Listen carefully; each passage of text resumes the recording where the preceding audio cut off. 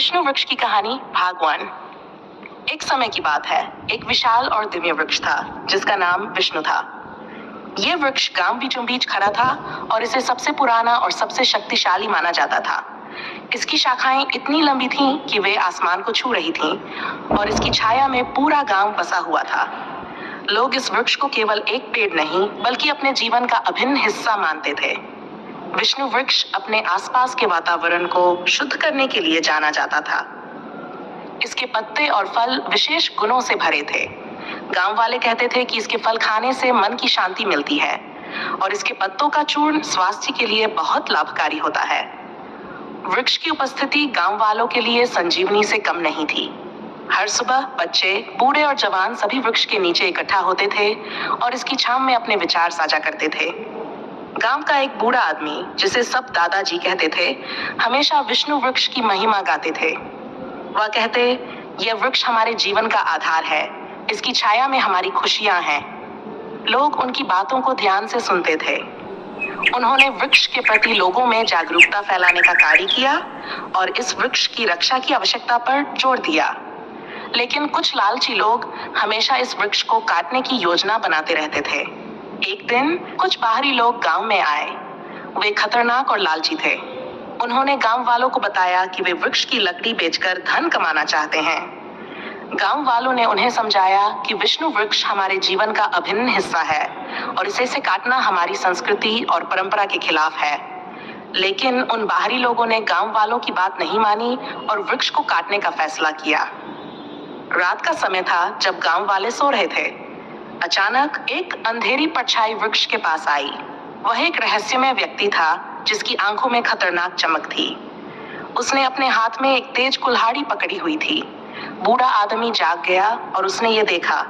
उसकी धड़कन तेज हो गई और उसने तुरंत गांव वालों को जगाया। गांव वाले जब बाहर आए तो उन्होंने देखा कि वह व्यक्ति वृक्ष के पास खड़ा था। बूढ़ा आदमी चिल्लाया, तुम इस वृक्ष को नहीं काट सकते, यह हमारे जीवन का आधार है।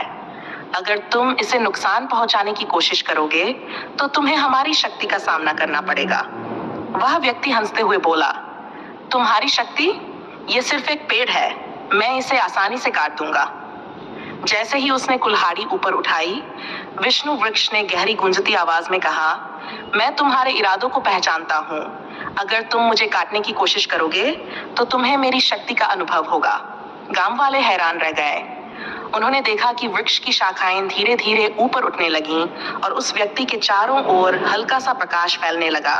अचानक वृक्ष से 65 नन्हे पौधे प्रकट होने लगे जो तेजी से बढ़ने लगे और उस व्यक्ति को घेरने लगे। व्यक्ति भयभीत हुआ और पीछे हटने लगा, लेकिन उसके मन में लालच था। उसने फिर से कुल्हाड़ी उठाई, लेकिन इस बार वृक्ष की ऊर्जा और भी बढ़ गई। उसके मित्र, जो उसकी रक्षा के लिए खड़े थे, एकजुट होकर उसकी शक्ति को और मजबूत बना रहे थे। गांव वाले एकजुट होकर उस व्यक्ति की ओर बढ़े। बूढ़ा आदमी चिल्लाया, हम सब मिलकर इस वृक्ष की रक्षा करेंगे, हमारी एकता में ही हमारी शक्ति है। सभी ने मिलकर एक स्वर में कहा, हम विष्णु वृक्ष की रक्षा करेंगे। उस अंधेरे व्यक्ति ने सोचा कि वह अकेला है और उसकी शक्ति में कमी है, लेकिन उसे पता नहीं था कि गांव वाले एकजुट होकर उसके खिलाफ खड़े हो चुके थे। जब उसने एक बार फिर से कुल्हाड़ी चलाने की कोशिश की तो वृक्ष ने जोर से डटा और उसकी शक्ति का प्रदर्शन किया।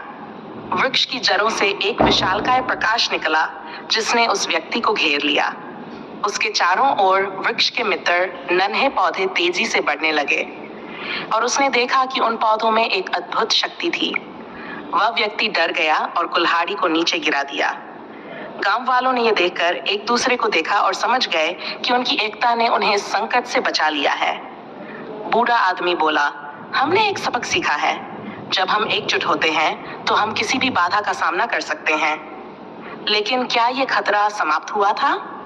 उस व्यक्ति ने भागते समय एक बार और उस वृक्ष को घूरा और चिल्लाया, मैं फिर लौटूंगा, तुम इस वृक्ष को नहीं बचा सकते। यह चेतावनी हवा में तैर गई और सभी को लगा कि कहानी अभी खत्म नहीं हुई है। गांव वालों ने विष्णु वृक्ष की सुरक्षा के लिए योजना बनाई। उन्होंने अपनी रातों की नींद छोड़ दी और वृक्ष की निगरानी करने का निर्णय लिया। उन्होंने एक समूह बनाया जो रात भर वृक्ष की रक्षा करने के लिए तैयार था। सभी ने मिलकर एक साथ बारी बारी से पहरा देने का तय किया। कुछ दिन बीत गए और गांव में शांति छाई रही।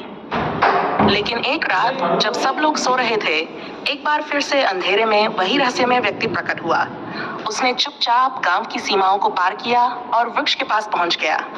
इस बार उसके साथ कुछ और लोग थे जो उसे मदद करने आए थे। क्या गांव वाले इस बार उसे रोक पाएंगे? क्या विष्णु वृक्ष की रक्षा हो पाएगी? ये सवाल गांव वालों के मन में था। उनकी आंखों में डर और साहस दोनों थे।